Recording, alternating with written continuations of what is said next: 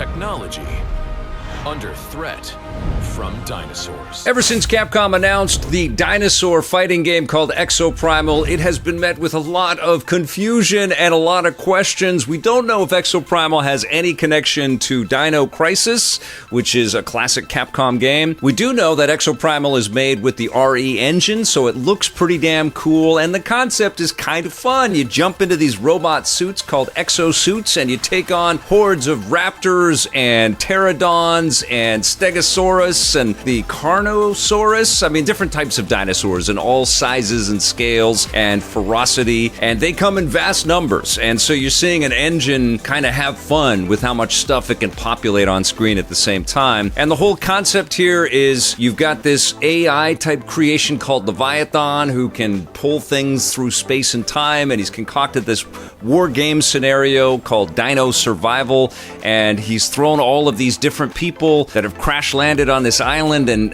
they get constantly sucked into this battle, and he's taking all kinds of battle data from each one of these confrontations that he sees between the humans and the exosuits and these dinosaurs. And it's a 5 against the Horde type of experience, so it's a PvE experience, but then there's also a PvP element in here as well, where you battle the other team of 5. And in those cases, you're doing things like surrounding a data cube and trying to get it from point A to point B, and on this kind of escort mission. You can also take on the enemies and try to destroy their data cube. And there's also King of the Hill type scenarios where you're taking over different parts of a map and you're racing to them. There's also battle scenarios where you're just trying to wipe out as many dinosaurs as you can, as quickly as you can, and you're combating the enemies that way. And the other thing that they've introduced in this game is the ability to actually morph and convert into a dinosaur yourself. You kind of harness the dinosaur and take control of its mind and embody the dinosaur and run around and try to eat them and slash them with your tail and stuff like that. It's all a bit clunky, though. I do have to say the storytelling in the game is told through this giant sort of data map, and you have to click on different icons and you get little bits of story. There are some interesting looking cut sequences, some pretty cool character designs. I like the visuals in the game, and there's enough kind of mystery, I think, in there that you're kind of compelled to see what's around the next corner. And plus, it's Capcom, and Capcom has just been killing it with so many cool games recently. But the core experience is a little bit thin and absolutely repetitive. I did, however, play with friends on our Twitch site, twitch.tv/EPN. Follow the channel because we're always streaming some cool stuff there. And I was able to get Bear Safi, Blake Siefkin, and Jose Sanchez together, and we all jumped on. And it was pretty fun because I set up the system so we had a viewpoint on each of the different angles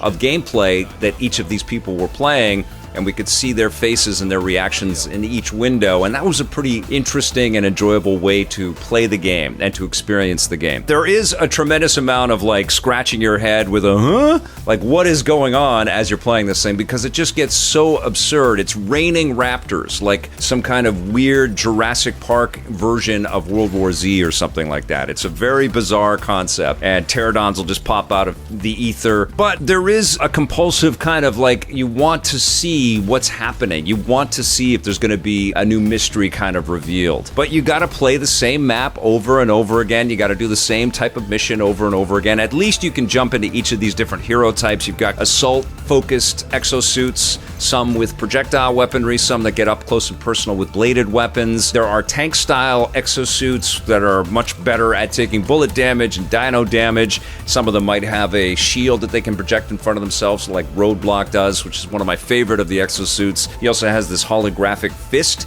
that he can punch the dinosaurs with, which all of this just sounds insane. And then you've got support class exosuits as well, kind of the medic class, like the Witch Doctor, which creates this area effect circle of health, and you can jump into that and get healed up a little bit before you go back into the fray with the dinosaurs. And obviously that's pulling from a lot of established live service experiences out there like Overwatch and Destiny, but it's infused with this over-the-top insanity and this kind of self-aware silliness. It's also kind of dumb, and you feel like you're questioning your choices while you're playing the game a little bit, but there is enough kind of I think, meat on the bone that you want to play it a little bit longer, especially if you're playing with buds. I did find, though, that battling the dinosaurs felt a little underwhelming. I mean, they just rip apart like paper, and you're just cutting through so many of them because there's obviously so much on screen at the same time, which is a testament to the power of this engine and the ability of the artists and the programmers to populate the world with so much visual stimulation, but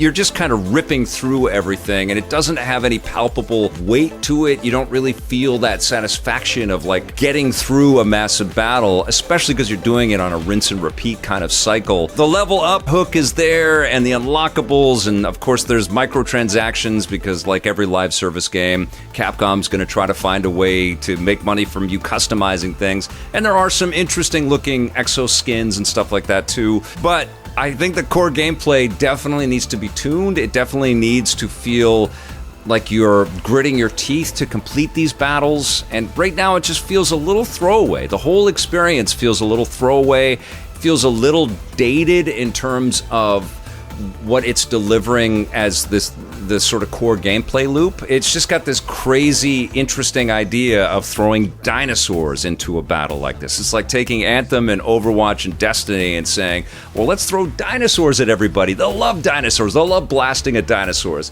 And you do, to a point. But I think this game also needed to deliver better storytelling elements, deliver on sort of the mysteries being revealed a little bit tighter in a cooler way, in a way that we kind of expect out of Capcom. I think the combat itself needed to have a little bit more sustenance. There's a lot of MMO kind of vibe to this, the cooldowns on each of the different weapons that you have. And you can stack them and customize them a bit, and the ability to become a dinosaur is pretty damn cool. But I'm certainly not walking away from my experience so far with elation and with like an exasperation to get back to this experience. I think it's kind of cool, it's kind of dumb, it's kind of interesting, and it's also a little forgettable, and it also feels kind of like from a different era, which also loops back and puts a little bit of charm sprinkle on this as well. I don't have a score for Exoprimal yet because, you know, this is one of those long haul, if it has the community, it's one of those long haul ideas where they're just going to keep adding new content and new seasons and new pieces of the puzzle, but I'm not crazy about it. I think you can tell. So no score, but the good thing about this game, I played it on PlayStation 5 where it's a full price game, and it does seem like it's destined to be a free-to-play experience. But the good thing is that you can download Exoprimal on Game Pass on Xbox or PC, so you can check it out without having to spend extra money. And that's what I would encourage you to do if all of this looks interesting. I will say I did have a lot of fun playing with my buds, and I'm looking forward to doing that again, whether it's this game or another cooperative action shooter like this. But let me know what you think. A lot of you are probably already playing Exoprimal. A lot of you probably have more questions and some comments that you want to let me know about. Let me know in the comments below. Thank you so much for watching. I'll be back soon with some fresh content for you. And until then, play forever.